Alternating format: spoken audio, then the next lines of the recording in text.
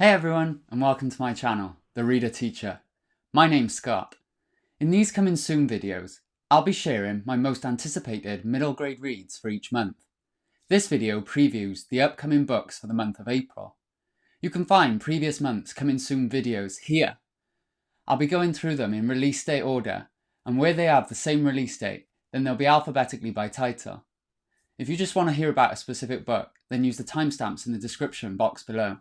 I hope this video helps you to discover more middle grade books to add to your TBRs, and I'll be doing more monthly videos like this one throughout the year.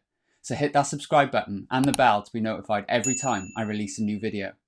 Let me know in the comments below which of the books you like, and all the links to the books that I mention in this video will also be in the description box below. We have so many to get through, so let's take a look at the books. First up, we have Amber, Undercover by Norry, out on 1st of April, which is about Amber Roberts, an ordinary teenager who gets herself wrapped up in an extraordinary world of international espionage. With mentions of it tackling contemporary issues like cybercrime and hacktivism, it's also really great to see there being a big change in more female main characters appearing in the male main character dominated spy literary world. This also sounds like it's going to be a brilliantly funny spy story too, which I'm sure fans of books like Geek Girl by Holly Smale and Ruby Redford by Lauren Child will really enjoy. So thank you Oxford Children's for sending me a copy of this. Next up is Bone Music by David Almond, also out on the 1st of April. Now David is a master storyteller, known for books like Skellig, where he has this earthy, natural, uninhibited and raw sense of description within them. And Bone Music looks like it's going to be much more of the same from him. This book explores the connections between the past and the present when its main character Sylvia moves into the deep wild of Northumberland from the busy city of Newcastle. Meeting a strange boy, she begins to see nature with new eyes and becomes more at one with the landscape around her, including that of its links to the prehistoric world. Thank you Hachette for this beautiful hardback copy that I can't wait to start reading. Emmy Levels Up by Helen Harvey, out on the 1st of April, tells the story of Emmy, who absolutely loves gaming and feels at home in her online world, away from the real world of school, relentless bullying and mean people who look down upon her, and also the battleground-like dynamic she finds herself in at home.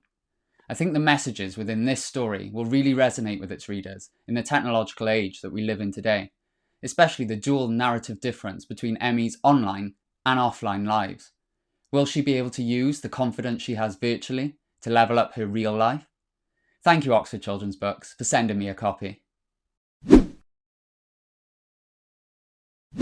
In Everyday Magic, The Adventures of Alfie Blackstack by Jess Kidd, out on April the 1st, we're introduced to Alfie Blackstack. After Alfie's parents tragically die in separate strange incidents, he is sent away to live with his aunts. But Alfie's aunts aren't just weird like he thinks they are, they're actual witches. When the circus rolls into town and Alfie makes his first ever friend, he thinks he's off to a great start as the newcomer in town. But that all soon changes when he has to rescue his new best friend's little sister from the terrifying head witch and stop the next witch war. Just from its cover that looks full of mischief and mayhem, I have a pretty good feeling that this is going to definitely appeal to readers who love magical books, funny books, or both. Big thanks Canongate for this lovely finished copy that gives me all the same magical feels as Nevermore. Also out on the 1st of April is Featherlight by Peter Bunzl. This follows the story of Deryn, daughter of a lighthouse keeper on Featherstone Island, who keeps the lantern lit to protect passing boats from the treacherous rocky coastline. When she is left alone and has to keep watch over the lighthouse one evening, the light of the lighthouse goes out during a wild storm. I've really enjoyed reading Peter's other books like Cogheart, Moonlocket, Sky Circus and Shadowsea in the Cogheart Adventures series, and I can't wait to see what he has in store with this one that is partly inspired by the story of two other famous lighthouse keepers' daughters from the 19th century, Grace Darling and Ida Lewis. Thank you Barrington Stoke for the finished copy.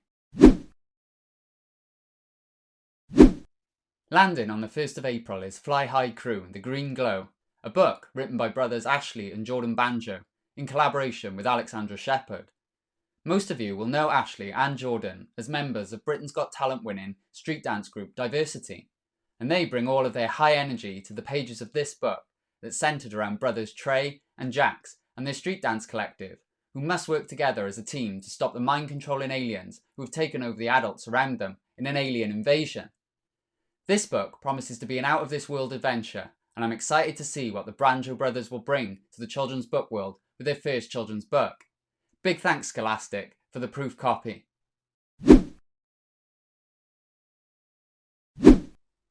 Thank you, David Ficklin Books, for the proof copy of the next one that's called The Girl in Wooden Armour by Conrad Mason, also out on the 1st of April.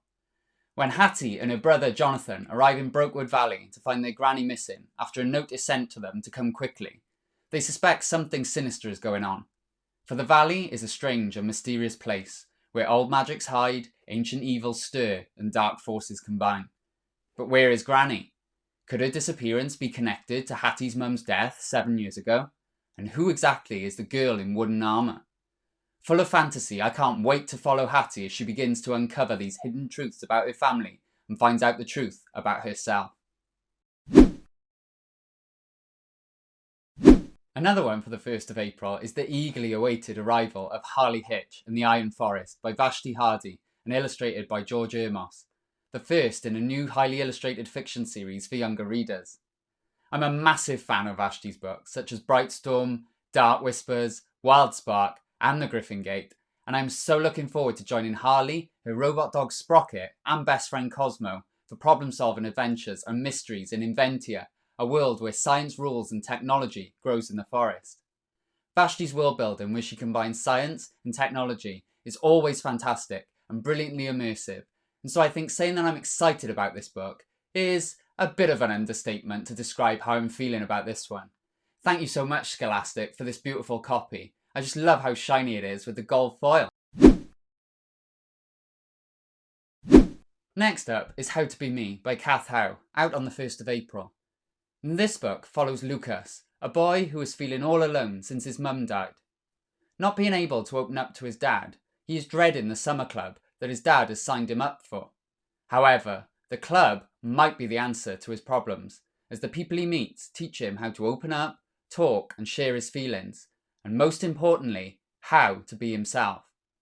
Cath Howe is rapidly establishing herself as an author who explores mental health and well-being so well through her writing, and because this book is slightly different to her 2 previous books, Ella on the Outside and Not My Fault, with its male main character this time, I'm very interested in this one. Thank you, Nosy Crow, for the finished copy.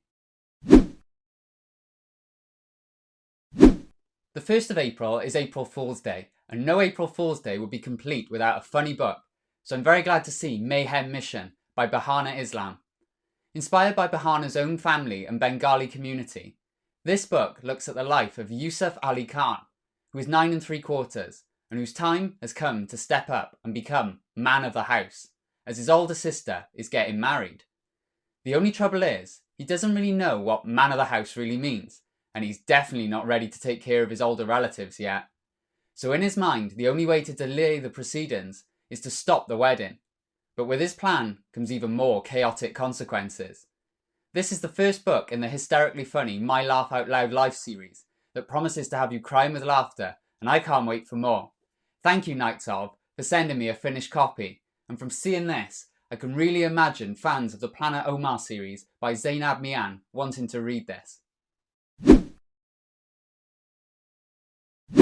Also out on the 1st of April is Rumaysa, a fairy tale by Radiya Hafiza, which retells 3 classic fairy tales, Rapunzel, Cinderella and Sleeping Beauty, through a fresh, modern and empowering reimagining.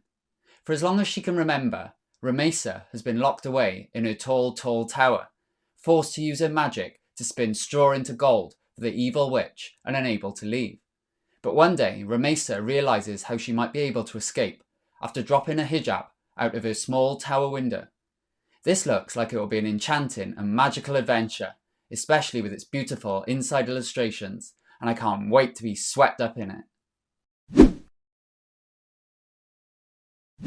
Next is Silence is Not an Option. You Can Impact the World for Change by Stuart Lawrence, again out on the 1st of April. This is a semi-biographical non-fiction book based on the own experiences of Stuart, whose older brother Stephen Lawrence was murdered in a 1993 racist attack. Written almost as a guide to life, it talks about qualities like self-confidence, self-control, positive attitudes, learning from failure, and setting goals, and how incorporating elements of these into their lives can give young readers the tools they need to lead successful, happy, and positive lives, and help them to harness the good, create change, and be the difference, all while speaking out and standing up for themselves. I've only read the opening of the first chapter, and I really like how it starts with championing yourself. I already feel so inspired and so motivated. Thank you, Scholastic, for sending me a copy of this very moving and very thoughtful book. I've loved reading the Chronicles of Ancient Darkness series, and I especially recommend reading Wolf Brother if you haven't already, and so I was thrilled to discover more books were on the way. So to see Skin Taker by Michelle Paver coming out on the 1st of April, the 8th book in the series, is absolutely brilliant, especially after the long-awaited return of Torak, Ren and Wolf in Viper's Daughter last year. In this one, they and all of the clans face their greatest devastation yet. When death comes from the sky, all of the clans are scattered and thrown into danger, which grows greater still when the first tree no longer appears in the long winter nights. And so Torak, Ren, Dark, Wolf and their ravens are tested as never before, and must use all of their skills to their limits to save what remains of the forest. I'm really looking forward to being drawn back into this world and being with these characters again. Thank you, Zephyr, for this beautiful, finished hardback copy. Setting sail on the 1st of April is Starboard by Nicholas Skinner. Inspired by the true history of the SS Great Britain, this is the story of Kirsten, an apparently happy and successful 11-year-old YouTube star who meets a ship that comes alive. You may already know Nicola from reading her books like Bloom and Storm, and her writing is always originally quirky and wildly inventive, and this wonderfully bright and bold book looks like it will be no exception, with more of the same humour, heroism, heart and epic adventures.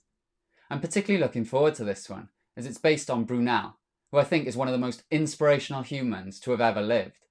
So a massive thank you to HarperCollins for this stunning hardback copy, and the best bit is underneath the cover, with these illustrations on the book itself.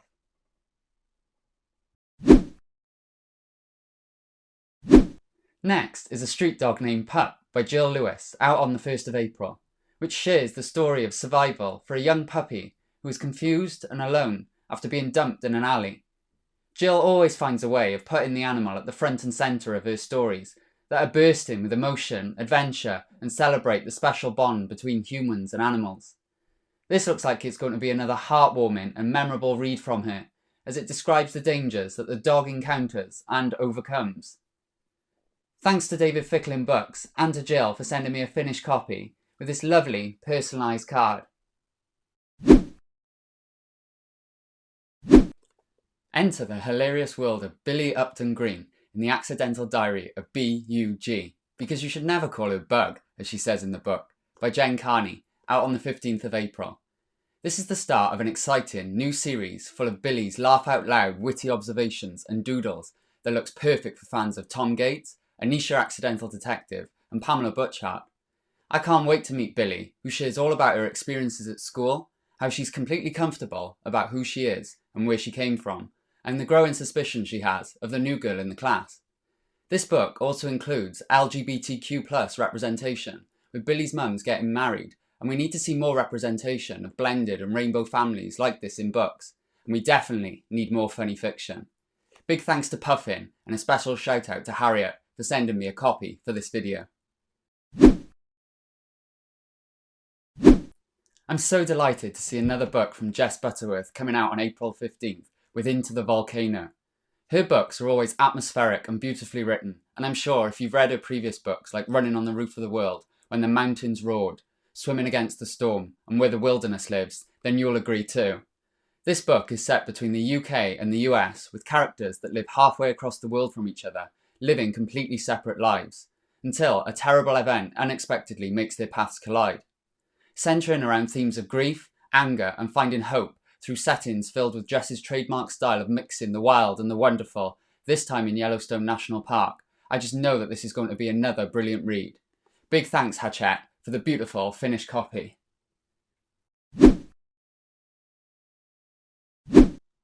Get ready to pack your suitcase for another magical adventure, courtesy of L.D. Lipinski, with the second in the Strange Worlds travel agency series, The Edge of the Ocean, out on April the 15th. I've been waiting for this so much after reading the first book, The Strange Worlds Travel Agency, last year, so I'm looking forward to being transported to a whole new world in this one.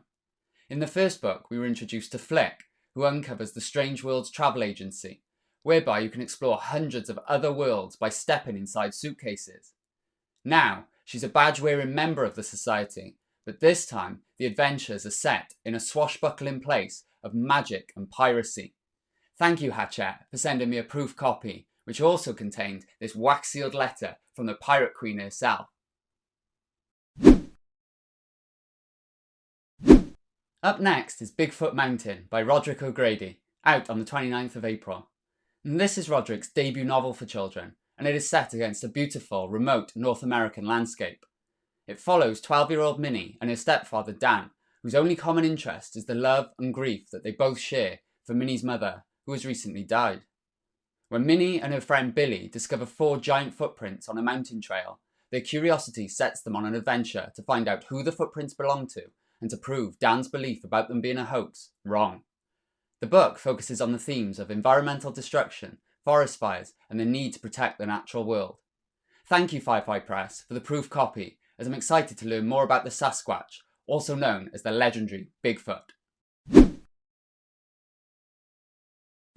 Also out on the 29th of April is Dragon Legend by Katie and Kevin Sang. This is the second instalment in the Dragon Realm series. If you've read the first, Dragon Mountain, you'll know what a fun, fast-paced fantasy the books in this series are, and this looks like it's got more of the same non-stop action and edge-of-your-seat adventure in it. This one picks up immediately after the previous one left off, where Billy Chan is having a very relaxing summer, bonding with his own dragon. However, that all changes when his friend Dylan gets kidnapped by the evil Dragons of Death, and it's up to him and his group of friends to travel through time to save him. I really enjoyed reading the first, and I'm looking forward to more with the second and seeing what it has in store with the development of the characters and the dragons. Thank you, Simon & Schuster, for this stunning finished copy. Next, out on the 29th of April, is A Girl Called Joy by Jenny Valentine. This book follows Joy, a girl who loves travelling the world with her parents, having fun exploring and learning about the world and going on adventures. But that all changes when she and her family have to move back home and she has to settle into a new school and live with her grumpy granddad, which is hard work for a character that's so full of life and positivity. But when a mighty oak tree is threatened to be torn down nearby, Joy has to use her resilience and courage to fight back to protect it. If you're looking for a read that will literally bring a little or a lot of joy into your life, I really recommend this one, especially if you're looking for a shorter read, as it's around the 200-page mark. Thanks again, Simon & Schuster, for the proof copy of this. If you like reading the Guinness World Records books, look out for this one.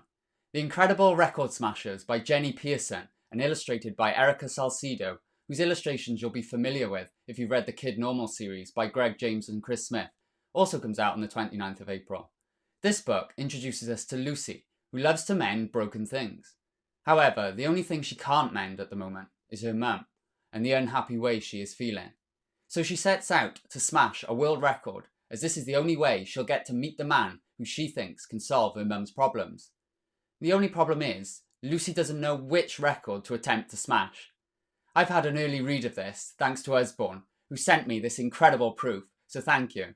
It's full of lots of madcap, do not try this at home moments and Jenny's trademark combination of heart and humour, like that in her first book, The Super Miraculous Journey of Freddie Yates. And pardon the pun, but she really does smash it in this laugh-out-loud look at family life, friendship, and finding the answer to happiness. And lastly, to end the month of April, we have Melt by Ele Fountain, out on the 29th of April. This book looks really interesting as it's written as a dual narrative between two characters. Yutu, who lives in a remote, snowbound village, and B, who is on the other side of the world, trying to adapt to yet another school. Their both worlds collide following a dramatic turn of events. I love reading dual narratives, as you really see inside the minds of the two characters involved, and it feels like you get two stories included in one. Ellie's other books, Boy 87 and Lost, are both character-driven books, and this looks like it's going to be another that I'm really looking forward to reading. Thank you Pushkin Press for sending me a proof copy. So these are the books I'm most excited about reading this month. Let me know in the comments below which children's books you're looking forward to reading, particularly from those featured in this video, or any others you've got your eye on. As always, keep reading, and I'll see you in the next video.